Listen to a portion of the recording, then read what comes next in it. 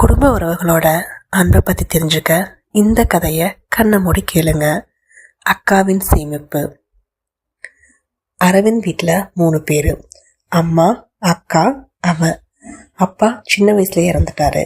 அதனால அக்கா காவ்யா படிப்பை பாதியிலே நிறுத்திட்டு ஒரு துணிக்கடையில் வேலைக்கு சேர்றாங்க. அரவிந்த் எப்படியாச்சும் நல்லா படிக்க வைக்கணுங்கிறது அவங்களோட கனவு. ஒவ்வொரு மாதமும் சம்பளம் வந்ததுக்கப்புறம் அம்மாவுக்கு வீட்டு செலவுக்கு, அரவிந்த்க்கு college fees, books, bus pass எல்லாத்தையும் அவங்க தான் பார்த்துக்கிறாங்க.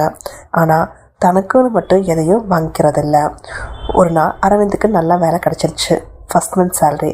அக்காட்ட ரொம்ப சந்தோஷமாக சொல்கிறான், இனிமேல் நீ வேலைக்கு போக வேண்டாம் அப்படின்னு. அக்கா சிரிக்கிறாங்க. இன்னும் கொஞ்ச நாள் போகட்டும். அரவிந்துக்கு கோவம் வந்துச்சு, எதுக்காக இவ்வளோ கஷ்டப்படுற? ஆனால் அக்கா பதில் சொல்லலை. கொஞ்ச நாள் கழித்து அக்காவுக்கு திடீர்னு உடம்பு சரியில்லாமல் போயிடுச்சு. ஹாஸ்பிட்டலில் சேர்க்குறாங்க. அங்கே தான் அரவிந்துக்கு ஒரு விஷயம் தெரியுது. அக்கா கடந்த 8 வருஷமாக மாதம் ஒரு சின்ன தொகையை ஒரு பேங்க் அக்கௌண்ட்டில் சேர்த்து வச்சுருக்காங்கன்னு. மொத்தமாக எவ்வளோ தெரியுமா? 18 லட்சம். அரவிந்துக்கு ரொம்ப ஷாக். இவ்வளோ பணமா? அவன் நினச்சான், அக்கா ரகசியமாக எதாவது வாங்க போகிறாங்களோ இல்லை யாருக்காவது ஹெல்ப் பண்ணுறாங்களோ அப்படின்னு. எதுவும் கேட்கல. ஆனால் அக்கா வீட்டுக்கு வந்ததுக்கப்புறம் அவன் அந்த பாஸ்புக்கை காட்டி, இந்த பணம் எதுக்கு அப்படின்னு கேட்குறான். அக்கா ரொம்ப அமைதியாக சிரிக்கிறாங்க. பீரோலேருந்து ஒரு பழைய ஃபைல் எடுக்கிறாங்க. அது ஒரு டாக்குமெண்ட், ஒரு நிலப்பத்திரம். அந்த நிலம் அவங்களோட அப்பா வாழ்ந்த போது விற்க வேண்டியதாக போயிடுச்சு. அரவிந்துக்கு ஒன்றுமே புரியல.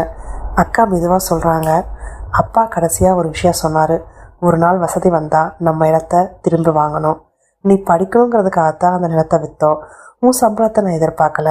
உன் கனவு நிறைவேறினாலே போதும். ஆனால் அப்பாவோட கனவை நான் மறக்க முடியலை.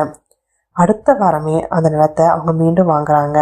பத்திரத்தில் உரிமையாளர் பேர் என்னன்னு எழுதணும்னு கேட்கும்போது அரவிந்த் பேனாவை அக்கா கிட்ட கொடுக்குறான். அக்கா வேண்டான்னு சொல்கிறாரு. உன் பேர் எழுது அப்படின்னு. அரவிந்த் சிரிக்கிறான். சரி நான் எழுதுறேன் அப்படின்னு சொல்லிட்டு எழுதுறான். உரிமையாளர் காவ்யா, மறைந்த ராமசாமியின் மகள். அக்கா அவனை பார்க்குறாங்க. ஏன்? அரவிந்த் கண்ணீர் மல்க சொல்கிறான், இந்த நிலத்தை வாங்கியது ஏன் சம்பளம் இல்லைக்கா, நீ 8 வருஷமாக சேமிச்ச அன்பு. அந்த நொடியில் அக்கா முதல் முறையாக கதறி அழுகிறாங்க.